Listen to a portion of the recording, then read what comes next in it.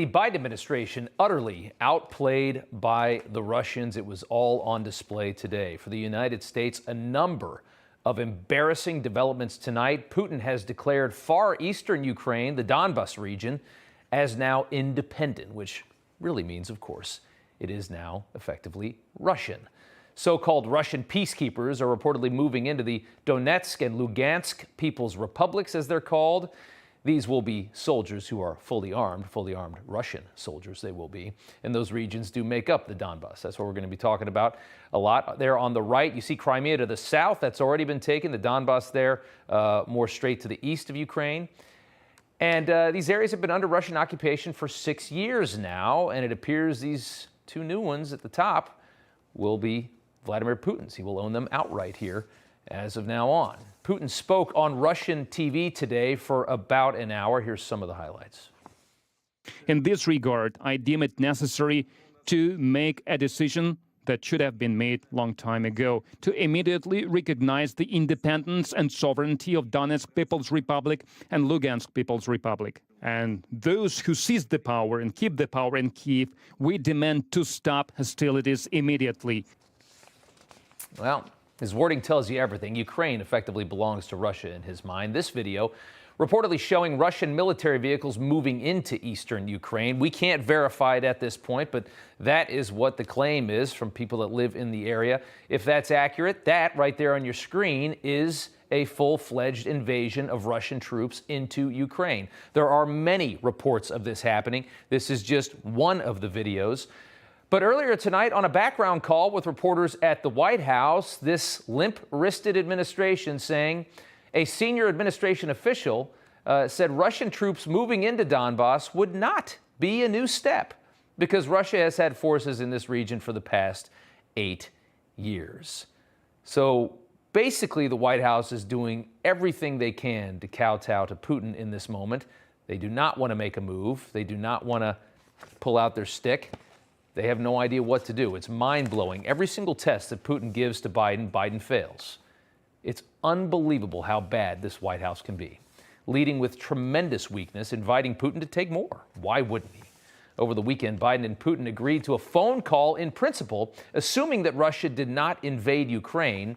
And since this invasion is apparently no big deal, that phone call still could happen, even as his people are moving into Ukraine.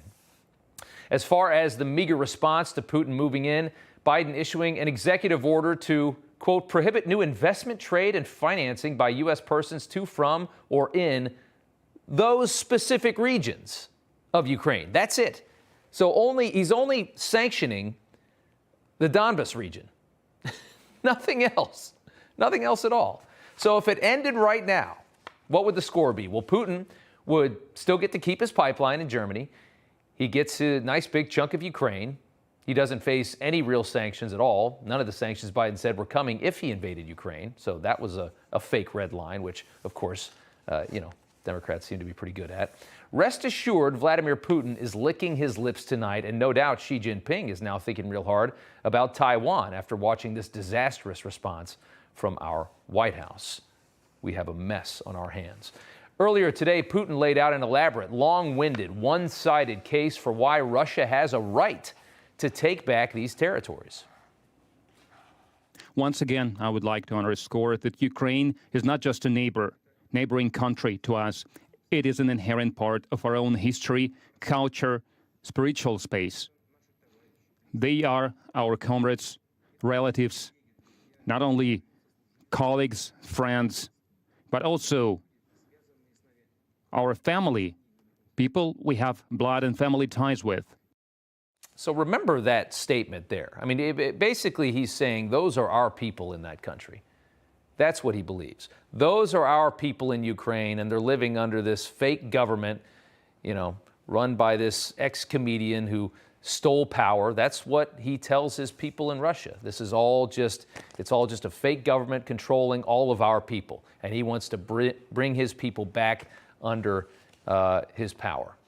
Does that sound like somebody that's just going to be happy with that little chunk of eastern Ukraine that's not very heavily populated? Of course not.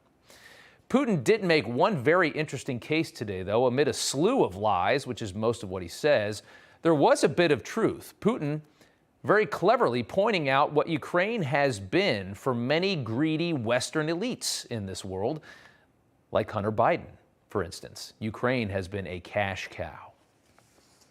The whole idea of the so-called pro-Western civilizational choice of the Ukrainian democratic power was and is still not in creating better conditions for the good of the people, but to serve the geopolitical adversaries of Russia, to save billions of dollars they stole from the Ukrainians and hidden by oligarchs on the accounts in Western banks. He's not wrong. It is a deeply corrupt country, and it's a great place to go if you want to pull a lot of money out, because you can. Just ask Hunter. Made tens of thousands of dollars a month sitting on the board of a Ukrainian energy company doing nothing, smoking crack and calling up ladies of the night. That's all he's good at. We all remember his dad, Joe Biden, bragging about getting that prosecutor fired who was going to look into that energy company. The left, of course, tries to say that's all nonsense, which is what they always say when they get caught doing something. But that is the status of Ukraine, the country that's being defended so vigorously tonight by this administration. Really is not that great of a country. It's heavily corrupt. The White House has been obsessed with the potential for this war for many reasons that you're aware of. They love the idea of this. The Washington Post saying it clearly, with or without war, Ukraine gives Biden a new lease on leadership. You see, that's how it is. You screw everything up, you need another chance. You need something you don't screw up. It's like when you can't get a hit, you just need to get at the plate again. Finally, you get a hit, you break the cycle. Kamala today in Germany, even with a mask on, watch her face. You can tell just how happy Kamala is to have this potential war. I mean, listen, guys, we're talking about the potential for war in Europe. I mean, let's really take a moment to understand the significance of what we're talking about. I mean, listen, guys, we're the biggest idiots in the world. We've screwed up everything we've done for the last year. But we now have another thing that we can potentially do right. So let's really, really focus on that. Let's just forget all of our domestic disasters and just focus solely on Ukraine. This war's a huge deal.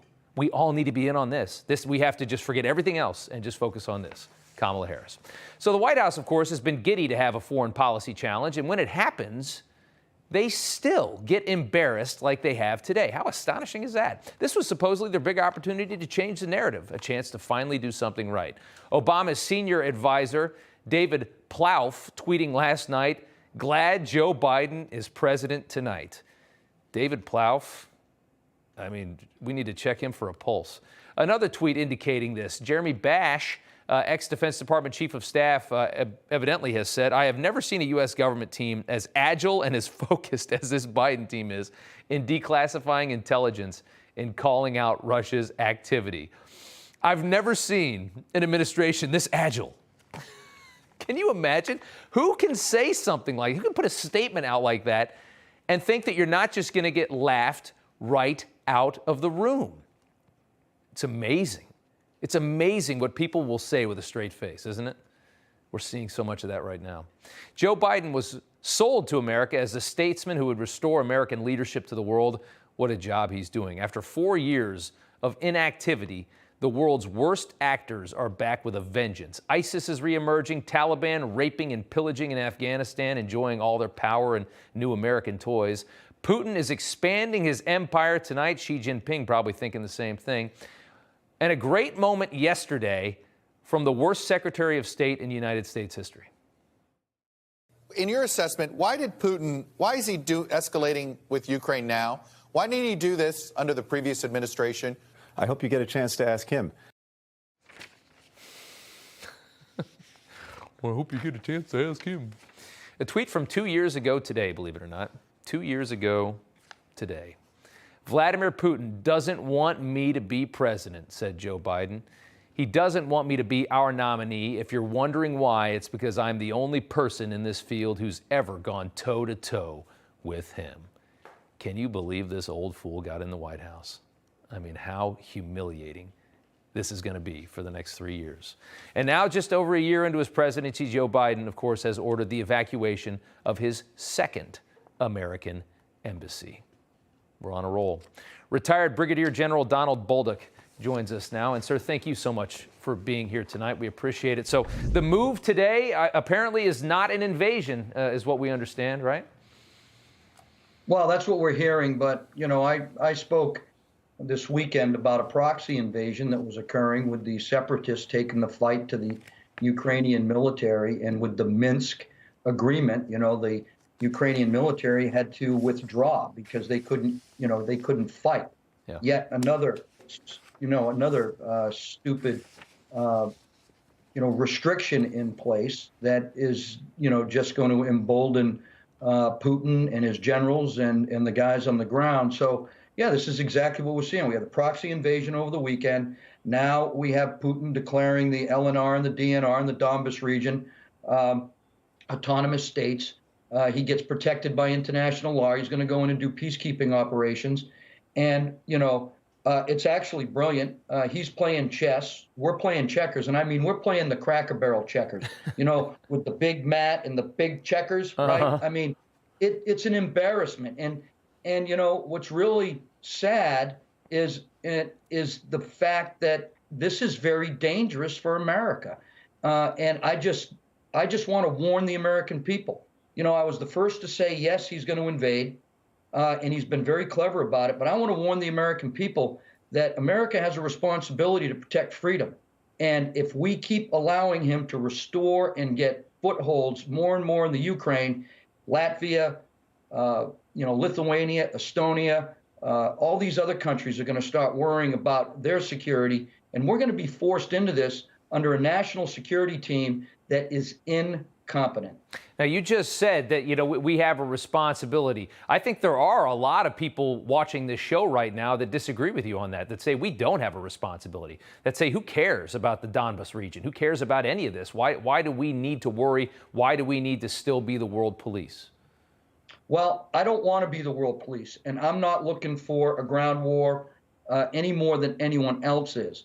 However, the restoration of the Soviet Union, which he said he wanted to do because he believes the worst thing that happened in the 20th century was the fall of the Soviet Union, is dangerous to us. And as you mentioned earlier in your monologue, you said, hey, this just opens the door and emboldens China to do what they want to Taiwan, North Korea to do what they want in the region there with South Korea and Japan, Iran to endanger Israel. This has implications that are worldwide, and this imbalance in our national security, where we're not safe in the homeland because he's opened up our southern border. He's now created problems in the northern border because he agrees with the tyrant up there, Trudeau. And we have energy issues, we have inflation issues, we have mismanagement of COVID, our security here in the United States, our critical infrastructure. It's all vulnerable, and it's all at the fault of this guy. Yeah. And so we do have responsibilities both at home and abroad to protect Americans. That's just the nature of the beast. Real quick before I let you go, and I don't have a lot of time for this, but what do you think the next move is? Obviously, if he's going to move into Donbas tonight, real quick, where does he go next? He's going to consolidate his gains there. He's going to set himself up. He's going to continue to move equipment across. He's going to continue to do his electronic warfare. And look, we're running away. We've left the country with our embassy. And as you noted, it's the second embassy now. And when we run away, it's a big signal for him to keep pushing. All right, Brigadier General Donald Boldick. Sir, thank you for the time and your service. We do appreciate it. Thank you, sir. God bless you. Take care. Thank you, sir.